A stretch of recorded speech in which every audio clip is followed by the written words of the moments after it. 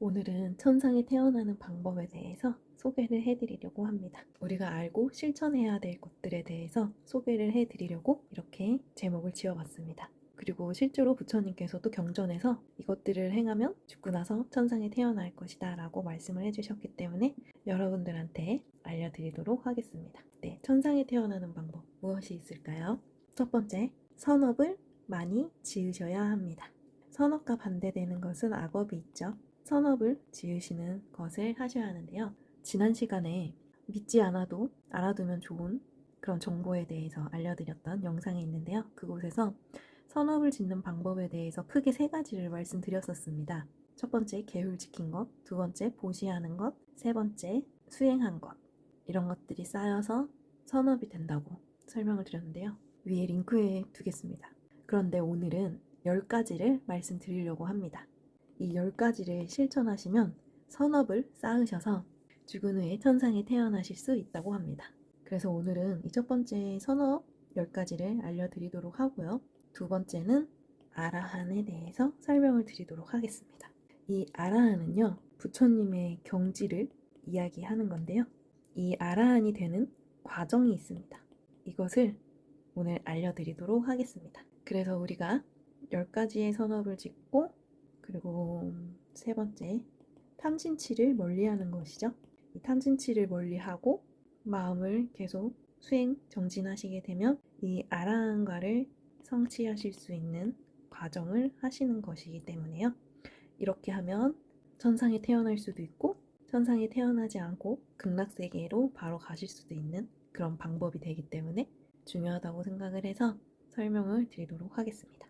이 선업이라는 것은 우리 마음을 편안하게 해줘야 하고 자리이타, 나도 편하고 남도 편하게 해주는 것입니다. 그리고 미래 이익, 미래에도 계속 이익이 되는 일을 따라서 사는 것입니다. 이것이 선업이고요.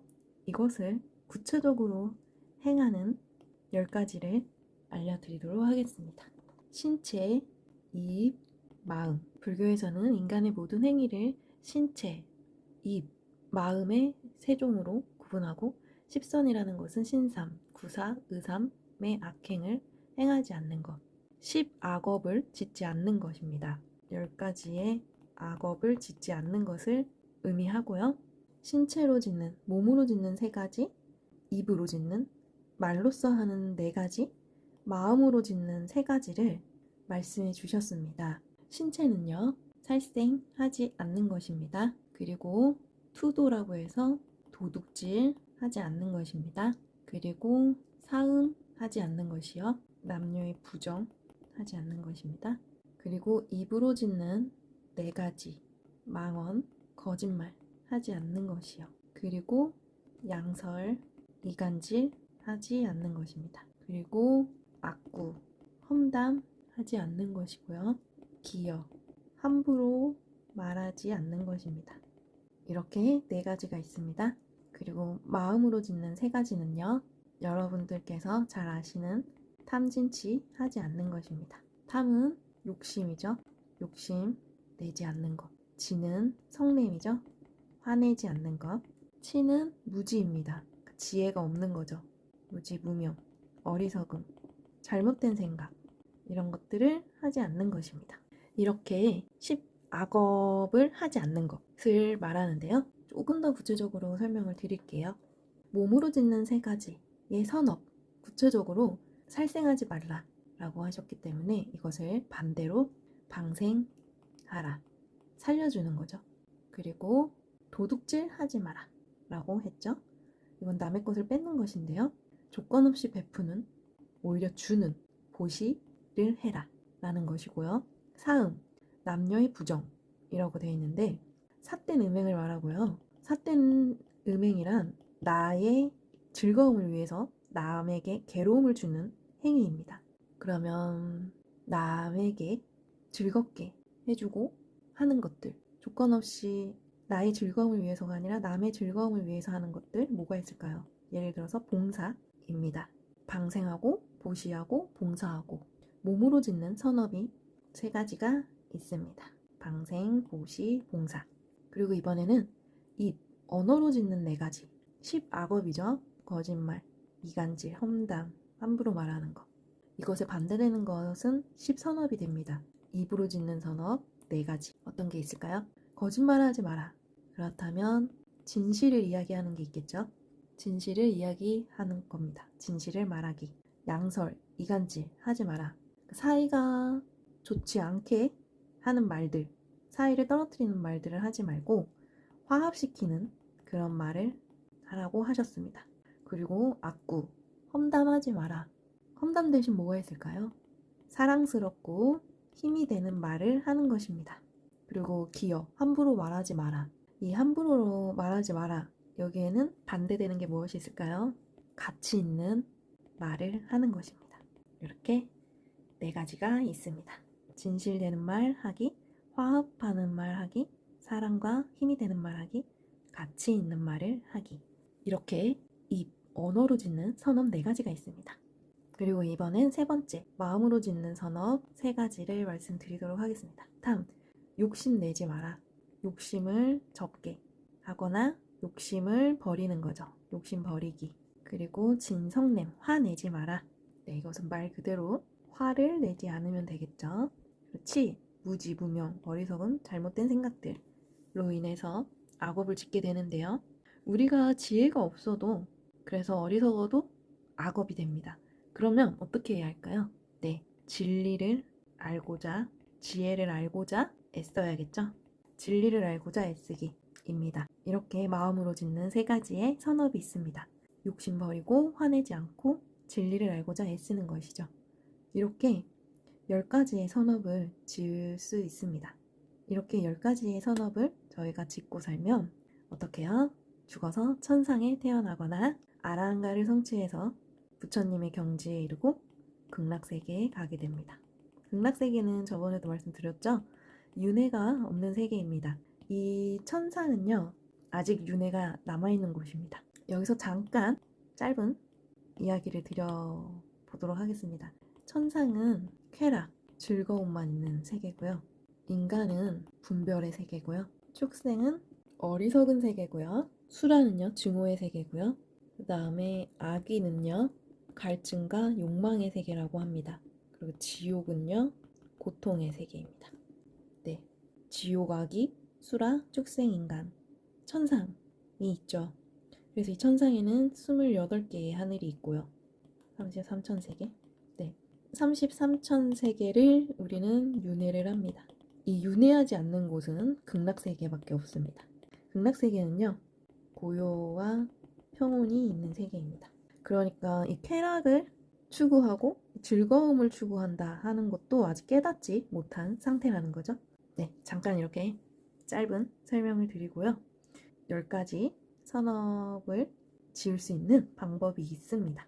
몸으로 짓는 3가지, 입으로 짓는 4가지, 마음으로 짓는 3가지를 기억하시고요. 방생하고 보시하고 봉사하고 진실을 말하고 화합하는 말하고 사랑스럽고 힘이 되는 말하고 가치 있는 말하고 욕심을 버리고 화를 안 내고 진리를 알고자 애쓴다면 이 10선업을 행하게 되시는 것입니다. 그러면 이렇게 살면 확실한 것은 우리가 이번 생에서도 마음이 편안하고 남도 편안하게 해주면서 행복하게 살 수 있다는 것이라고 합니다. 이번 생을 행복하게 잘 살면 당연히 다음 생에 좋은 곳으로 가겠죠? 첫 번째와 3번째는 여기서 설명이 함께 되셨다고 생각합니다. 그러면 이 나머지 2번째 아라한가에 대해서 설명을 드려보도록 하겠습니다. 2번째 아라한가, 부처님의 경지죠. 여기에는 과정이 있습니다. 우선 저희는 중생이잖아요. 중생, 윤회하는 중생이고 끊임없이 수행 정진에서 이 4가지를 터득할 수가 있는데요. 첫 번째는요, 수다원이고요. 깨달음의 경지에 막 들어선 사람입니다. 2번째는요, 사다함입니다. 번뇌를 7번 이내에 알아차리고 휘말리지 않는 사람입니다. 3번째는요, 번뇌를 한 번에 알아차리고 휘말리지 않는 사람입니다. 아라한은요, 아예 번뇌가 없는 사람입니다. 우리가 수행을 할 때 시작은 중생에서 시작을 하잖아요. 그런데 수행이 깊어지시고 깨달음의 경지에 막 들어선 사람을 수다원이라고 하고요. 번뇌가 일어나는 것을 7번 이내에 알아차리고 휘말리지 않는 사람을 사다함이라고 하고요. 번뇌를 한 번에 알아차리고 휘말리지 않는 사람을 안함이라고 합니다.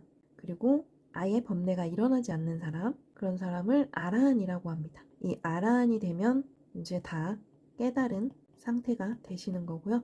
부처님과 같은 경지에 오른 사람이 되시는 거죠.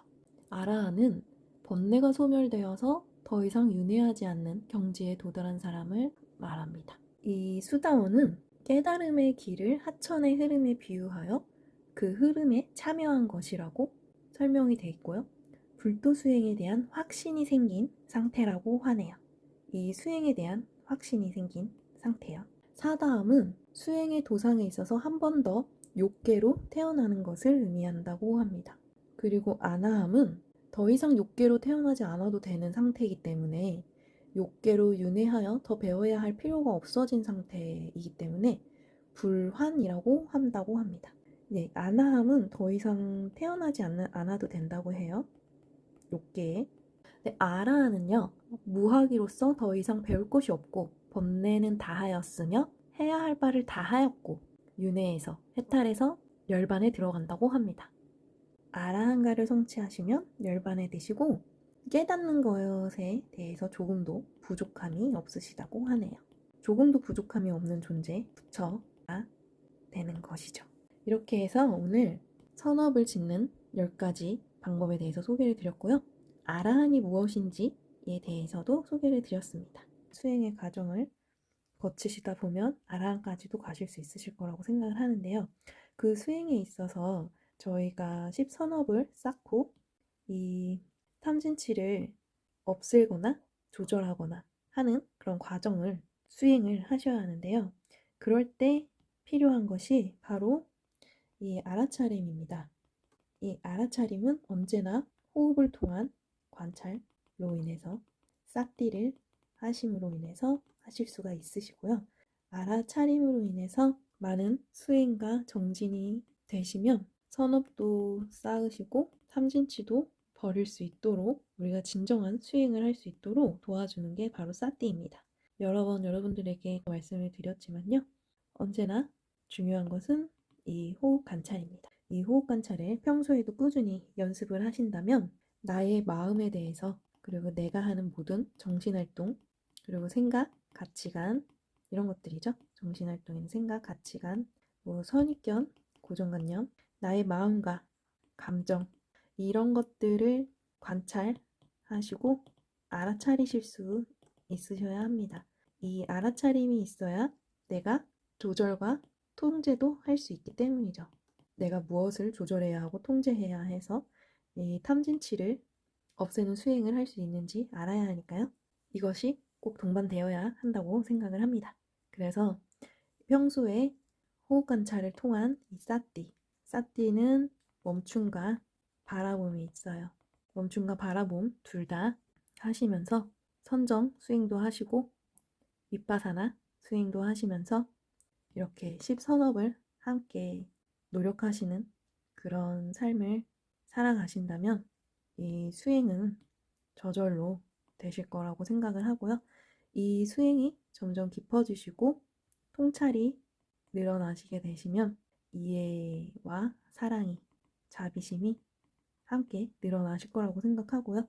그렇게 되면 중생에서 수다원으로, 수다원에서 사다함으로, 사다함에서 아나함으로, 아나함에서 아라한으로 가실 수 있으실 거라고 생각합니다.